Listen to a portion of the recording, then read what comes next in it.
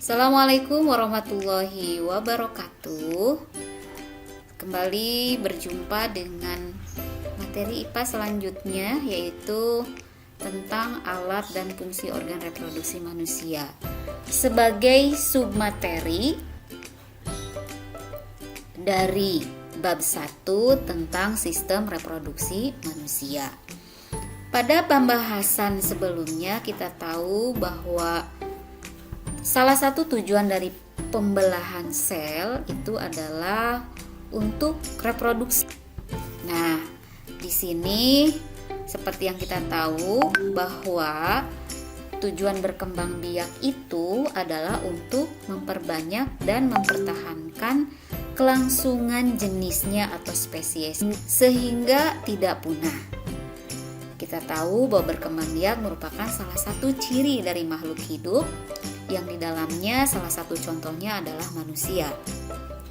Nah, di sini untuk terbentuknya individu baru, syarat utamanya adalah harus terjadi peleburan sel kelamin jantan atau yang disebut juga gamet jantan atau istilahnya yang disebut dengan sperma dengan sel kelamin betina yang disebut juga gamet betina atau ovum.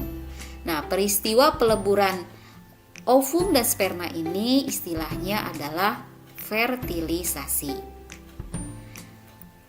Sperma itu akan dihasilkan oleh organ reproduksi pada pria atau jantan. Dan ovum sebagai sel kelamin betina dihasilkan oleh organ reproduksi wanita atau betina.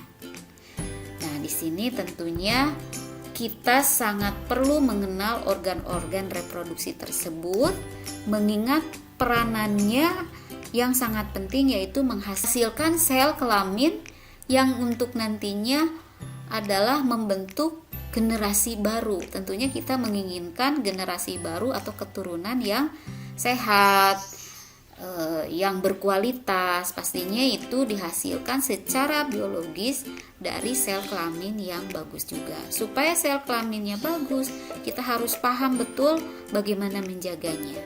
Oleh karena itu kita harus tahu bagian-bagian atau organ-organ reproduksinya sehingga kita bisa mengenal dan memeliharanya. Kita mulai dari organ reproduksi pada pria. Dapat dibagi menjadi organ reproduksi luar atau eksternal dan organ reproduksi dalam yang tidak terlihat dari luar atau internal. Nah, kita lihat organ reproduksi luar itu ada penis, ada skrotum. Kemudian produksi dalam ada testis, epididymis, vas deferens, uretra dan kelenjar-kelenjar yang menghasilkan semen. Nah, kita lihat pada gambar supaya lebih jelas. Yang pertama mulai dari yang organ reproduksi yang eksternal atau bisa terlihat dari luar. Yang pertama inilah yang disebut dengan skrotum. Skrotum ini pas dekat dengan testis ya. Nah, kemudian organ luar juga yang bisa terlihat dari luar adalah penis. Penis ini di dalamnya ada saluran yang disebut dengan uretra. Berikutnya ini termasuk organ reproduksi bagian dalam, yaitu inilah yang menghasilkan sperma. Jadi fungsi dari testis ini adalah menghasilkan sperma. Sedangkan skrotum ini melindungi testis, ada di bagian luar testis. Dia berperan untuk menjaga suhu testis tetap optimal. Yang untuk tujuan selanjutnya yaitu menjaga suhu dari sperma ini ideal atau optimal, karena kalau terlalu rendah atau terlalu tinggi tentunya kualitasnya akan tidak baik. Selanjutnya di atas testis ini ada yang meliputi ya yang disebut epididymis. Di bagian epididymis di sini sperma akan disimpan dan mengalami pematangan. Jadi sperma terbentuk itu tidak serta-merta tapi melalui pembelahan ya, mulai dari sel-sel bakal sperma yang disebut tubulus seminiferus nanti ya.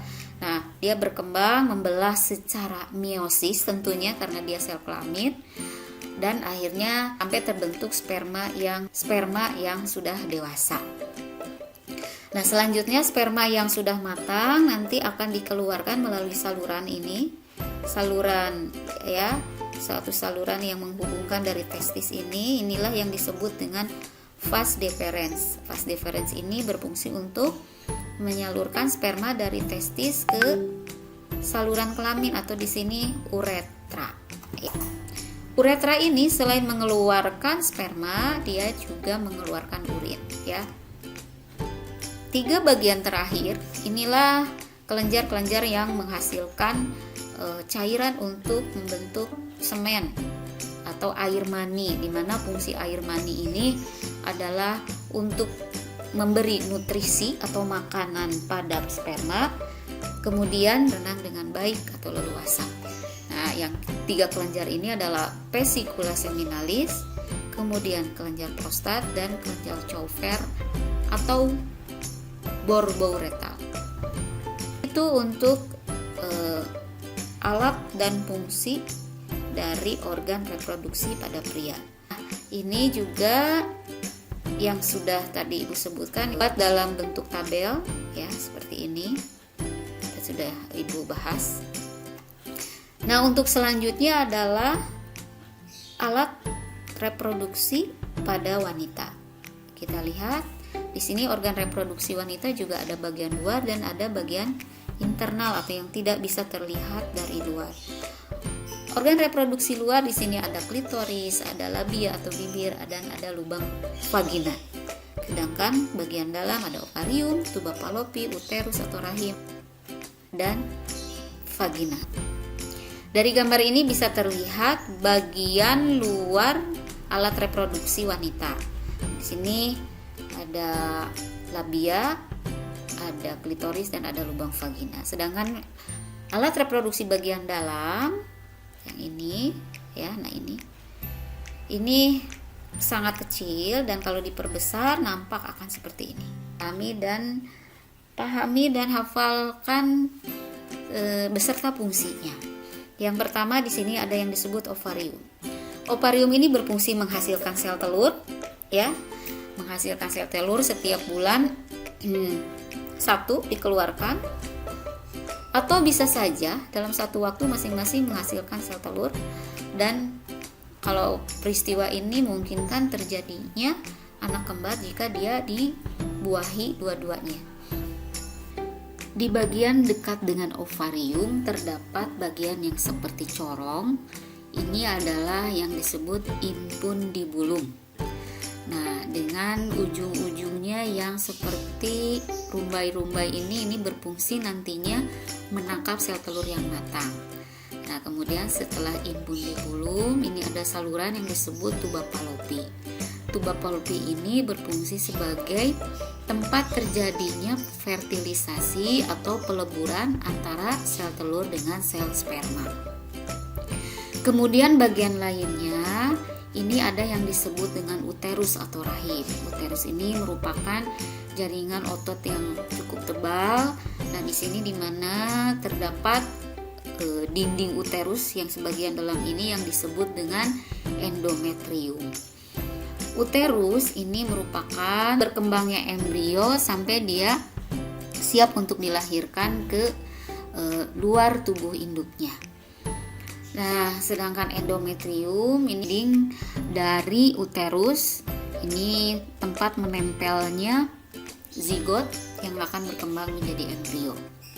Kemudian berikutnya ada yang disebut saluran serviks. Saluran serviks ini salah satu fungsinya yaitu tempat keluarnya bayi ketika dilahirkan.